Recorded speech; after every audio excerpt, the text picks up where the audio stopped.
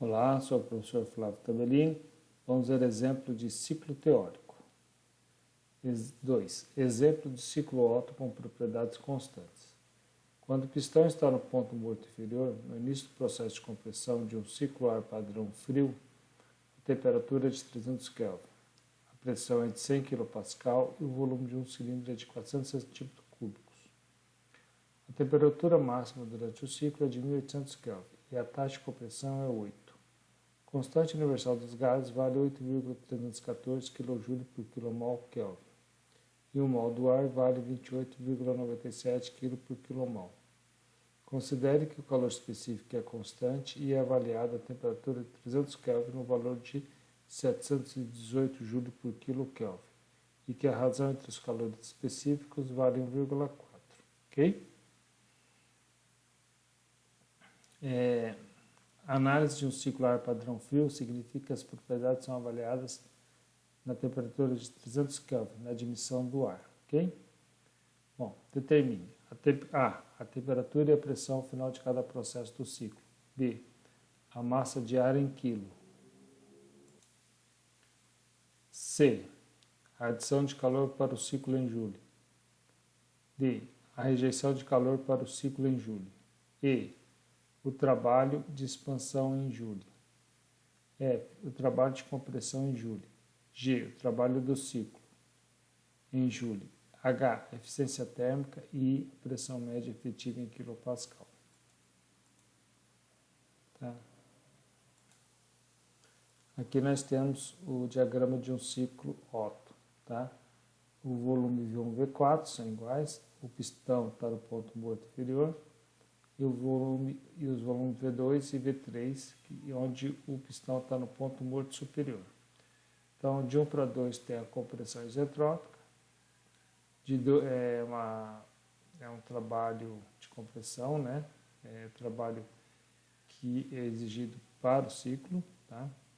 De 2 para 3 ocorre a adição de calor a volume constante, de 3 para 4 é o trabalho de expansão. Ok? E de 4 para 1 ocorre a rejeição de calor a volume constante. Solução. A temperatura e a pressão final de cada processo do ciclo. Bom, com a temperatura e a pressão no ponto 1, sabendo que o processo de 1 para 2 é isentrópico e que a taxa de compressão é a relação entre o volume no ponto 1 e no ponto 2, temos V1 sobre V2 é igual a V4 sobre V3, que é igual a taxa de compressão, que vale 8, ok?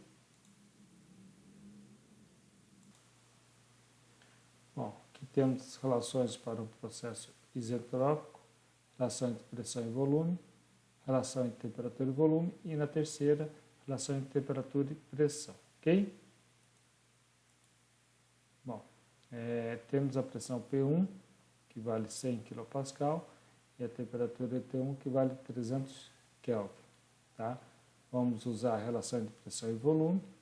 Substituindo os valores, a gente vai achar que a pressão P2 é igual a 1838 kPa, ok? E aí a gente utiliza a relação entre temperatura e volume para nós encontrarmos a temperatura no ponto 2, ok? O resultado vai dar 689,2 Kelvin. Bom. Agora nós temos o processo 2 para 3, que é a volume constante. A temperatura T3 vale 1800 Kelvin, então temos aqui a relação, substituindo os valores, P3 é igual a 4800 kPa, ok? Bom, o processo 3 para 4 é isentrópico, igual ao de 1 para 2. Tá? A gente vai usar a relação entre pressão e volume, temos aqui os valores, e a pressão P4, fazendo os cálculos, vai dar 261,2 kPa, ok?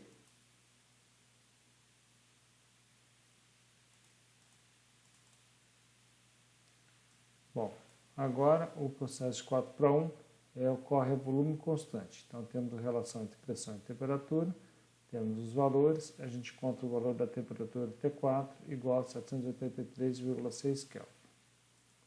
Tá? Então, essa tabela aqui mostra os pontos 1, 2, 3 e 4, com suas respectivas temperaturas e pressões. Tá? Bom, agora vamos, letra B, a massa diária em quilo. Ok? Bom, a massa diária, a gente vai aplicar a equação dos gases ideais no início do processo.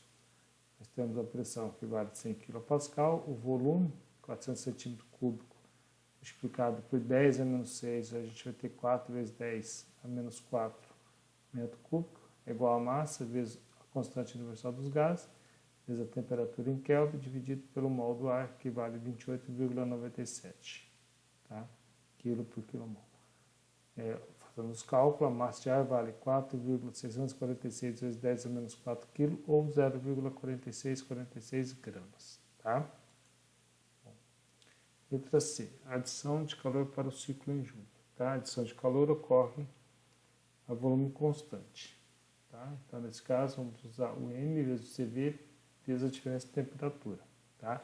Então, a massa nós temos aqui em quilo, o CV, diferença de temperatura, esse resultado vai dar 370,5 joule. D, a rejeição de calor para o ciclo. Também ocorre o volume constante, só de 4 para 1. Tá? Massa vezes o calor específico, o volume constante, vezes T4 menos T1. Tá? Substituindo os valores, a rejeição de calor vai ser de 161,3 joule. Ok?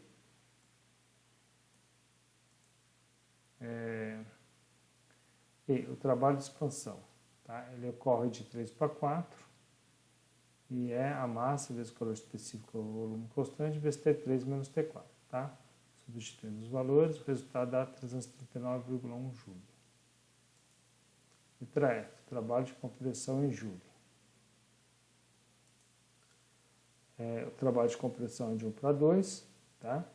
Mesma regra da expansão, só que de 1 para 2, substituindo os valores, vai dar 129,8 joule, ok? Bom, G, o trabalho do ciclo. O trabalho do ciclo é o trabalho de expansão menos o trabalho de compressão. Tá? Então, é o trabalho de 3 para 4 menos o trabalho de 1 para 2. Substituindo os valores, o resultado dá 209,3 joule. Ok? H, eficiência térmica. A eficiência térmica é o trabalho do ciclo sobre o calor adicionado. 209,3 dividido por 370,5. A eficiência térmica vale 56,49%, ou 0,5649. Bom? E a pressão média efetiva em kilopascal. Bom, a pressão média efetiva é o trabalho do ciclo dividido pelo volume deslocado. Né? Se nós estivermos trabalhando com um cilindro, é o volume deslocado unitário. Se nós estivermos trabalhando com todos os cilindros, é o volume deslocado ou acilindrado. Tá? Então, depende aí da situação, porque a pressão média efetiva vai ser sempre o mesmo valor. Tá? Então, o volume V1 vale 400 cm3, o V2 é o 400 dividido por 8, que vale 50 cm3, tá? Vai transformar tudo em metro cúbico. Tá? Trabalho do ciclo, 209,3 vezes 10 a menos 3 kJ, dividido por 4 vezes 10 a menos 4, menos 5 vezes 10 a menos 5, metro cúbico. Né? KJ por metro cúbico é igual a kilopascal. Então, a pressão média efetiva vale 598 kPa, ok?